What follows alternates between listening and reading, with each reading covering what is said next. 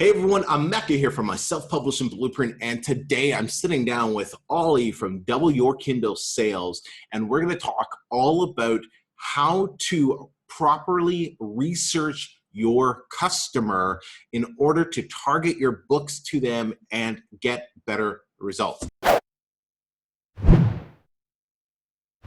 Hey Ollie, welcome back to the channel, man. It's great to have you here. Thanks very much. Thanks for having me. Always a pleasure. Awesome. All right. Hey, first off, if you haven't watched some of the other interviews I've done with Ollie, I'll put cards up here or here, but all that info I'll link down in the description for you.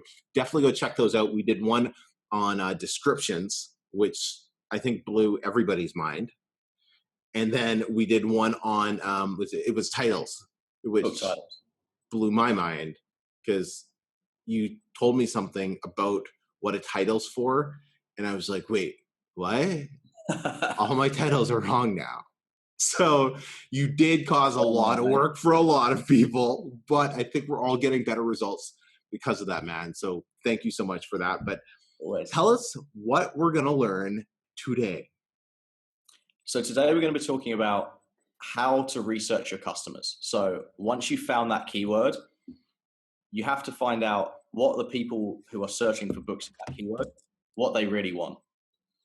Because keywords, they get you to the door, but it doesn't mean you're going to be allowed in.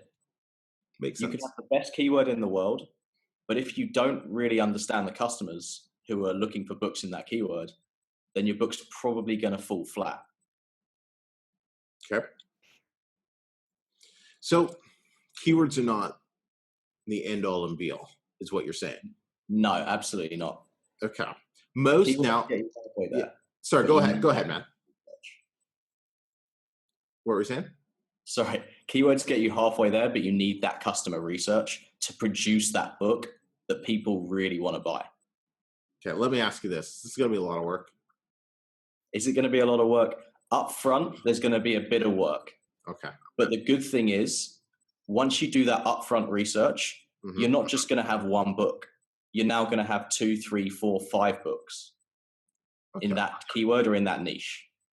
Okay. So it's more work up front, but if you divide it per book, then it's about the same. Cool.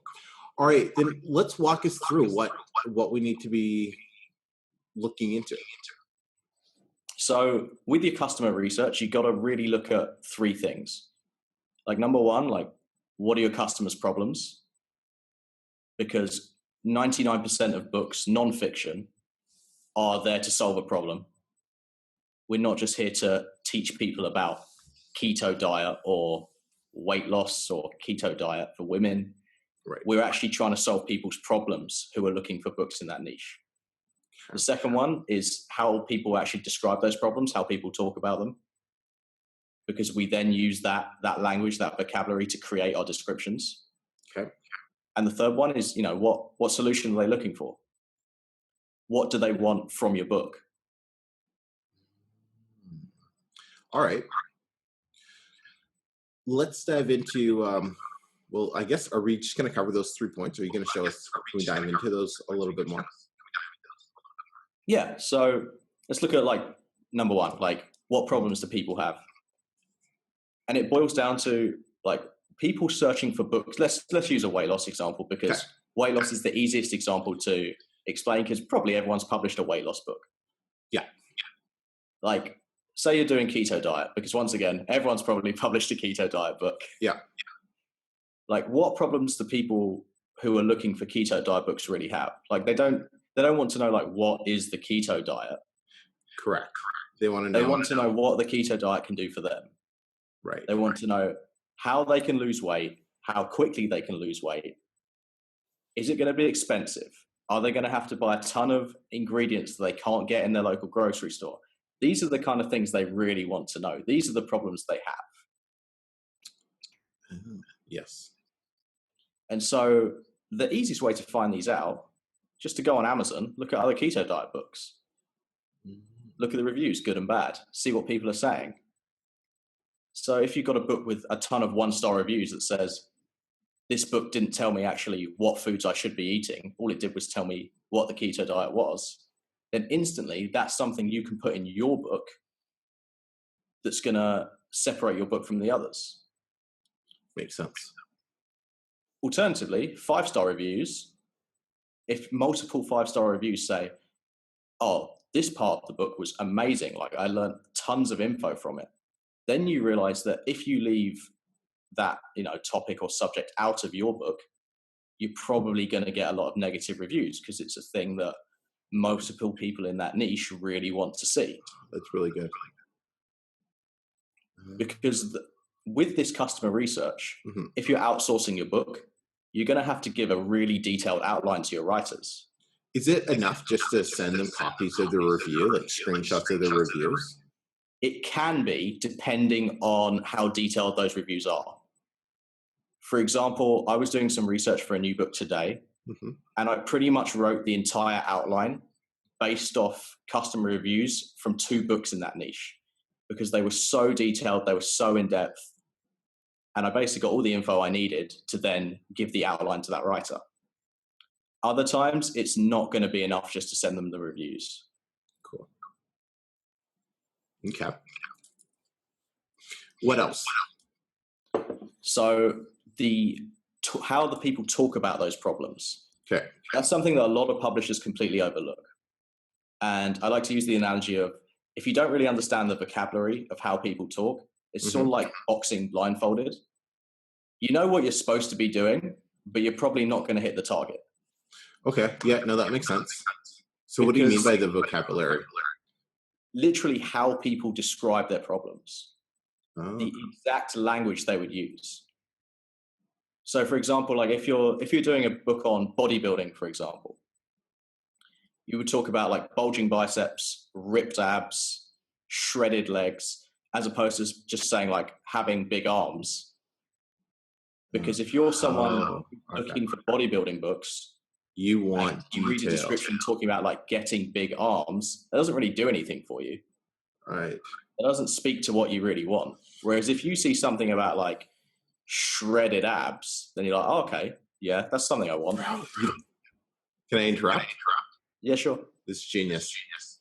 When I was up in Texas, we were at this restaurant, and the waitress there was talking about, I ordered my steak, medium rare, and she's like, do you want that smothered in onions and mushrooms? I looked at her, I'm like, you're fucking right, I do. And my wife started laughing.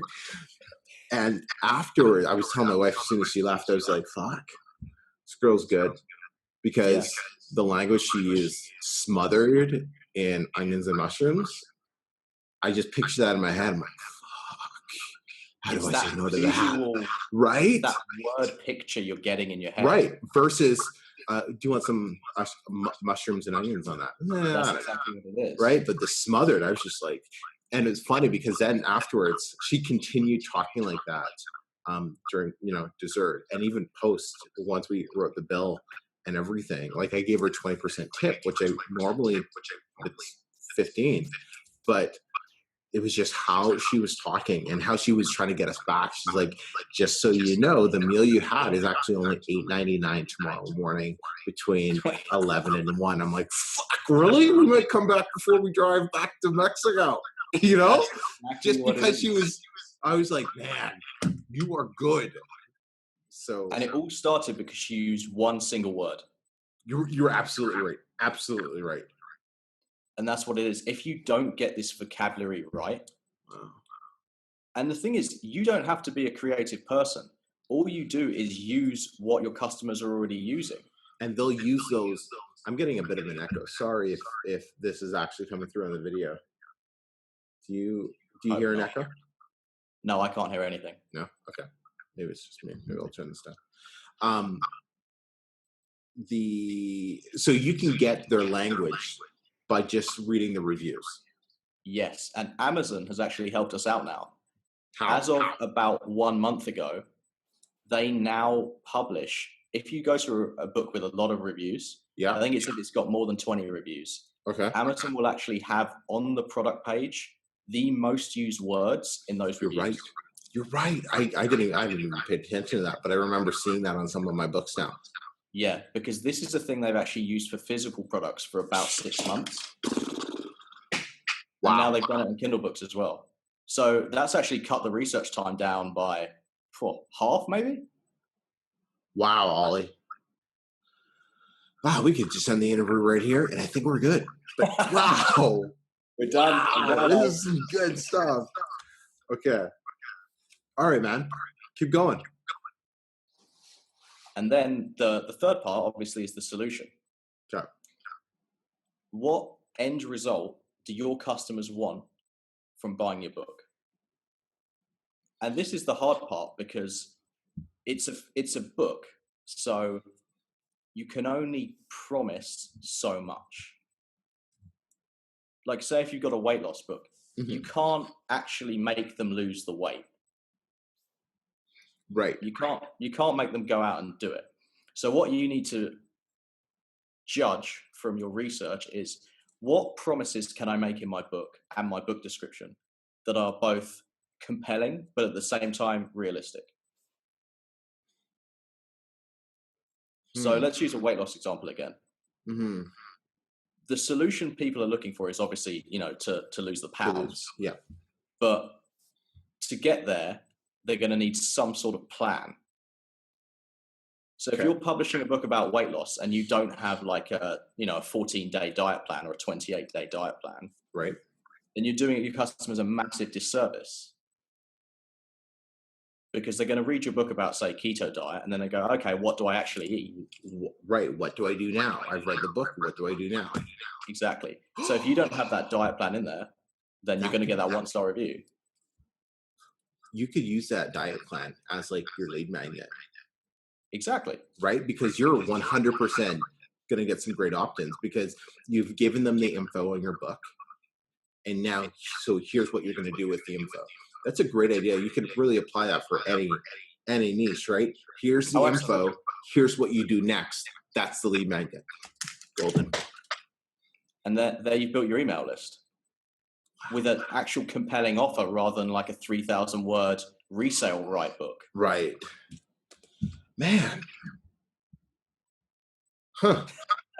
Yeah, man. Like this is, let me know in the comments. This good stuff? Hit that thumbs up. Is this good stuff? Wow. Okay. What other nuggets you got for us? So one thing I did want to bring up is you obviously have to do research on Amazon, but you can also do research off Amazon. Okay. And there are tons of resources that you can use, but I'll talk about one that I think you shouldn't rely on too much. And the one I don't think you should rely on too much is Facebook groups. Why? Facebook groups are great for so many things, like audience building, like building a tribe of fans and followers. But to actually do research on them is a little bit tricky, because the problem with Facebook groups is the people with Facebook accounts, for the most part, are real people. They've got real faces, they've got their real names, they've got their real pictures on them. So it's not like they have that backup of anonymity that they would on, say, a YouTube comment or a forum. So they tend to be less open about their problems because they have more of a fear of being judged, because it's them themselves being judged. It's their face. Makes sense. As opposed to being in that safe space of like an online forum. No, that totally makes sense, man. Yeah. So I wouldn't rely too heavily on Facebook groups. That is awesome. That is awesome. Any last tips or points you want to touch on? Do the hours up front, and then you won't have to do the work down the line. That's lovely. Spending 2-3 hours going deep into a niche is worth it, because you're going to get more than one book idea. That's really good. You're going to get 2, 3, 4, 5, 6 easily. Oh, one more thing. Don't be afraid to use your email list if you have one. What do you mean by that? They've already bought from you. They're your best customers. Right. So their problems are more important to you than anyone else's. Well, that's what I do with my niche now, right? I don't even, my main one, like our next books, I just email the list. I do polls on my social media stuff, and they tell me, here's all the books that we want next. I give those ideas, have my call with my writer, and say, these are the books. We don't even look at the keywords on Amazon anymore. Perfect. Just because, and then that will publish the books. Those people go buy them, and that starts the demand on Amazon. Exactly. Oh, one more tip I'll give away. Sweet, bonus. If you have a decent enough size list, just ask them for any questions they have about the niche. You have a book there, Q&A. That's the easiest book you're ever going to write. Just answer their questions. Send a list of like 40 questions to the writer and say, answer these. Boom, you got a book. Sweet. That's easy, huh? You can do that for any niche. Exactly. That's awesome, man. That's awesome. Hey, if anybody wants more information, where do they go for more information on diving deeper into your customer research phase? It is doubleyourkindlesales.com. Mm-hmm. And in there, you'll have my course, which has in-depth customer research, including a video of me doing live customer research. Oh, really? Yeah. We got a 40-minute video in there of me choosing a niche on the spot and then showing how I research customers in that niche. Wow, huh? Yeah. 40 more minutes. Like, we've only been on for about 15 minutes. So that's more than double. That's awesome. And I'll offer the same deal for my followers. So I'll have a link below. If you use that link, you'll be able to get my group coaching, and it also includes a call with me every single month through the accelerator program for your first month for $1. And in there, we're actually going to have some additional lessons that Ollie has been working on that will be coming up over the next little bit, that are going to be diving into these 3 topics in a lot more detail as well. Yep. So cool, man. Cool. Ollie, thank you so much, man, for taking some time and talking with us here on the channel again. Man, like, once again, you've done it again, man. I'm just like, wow, didn't think about these at all. But always a pleasure. Every time you do this, so this is awesome. But hey, if you like this video, please don't forget to hit like, subscribe, so you never miss another video. As always, everyone, I'm Emeka. This is Ollie. Until next time, we'll speak to you all soon. Take care.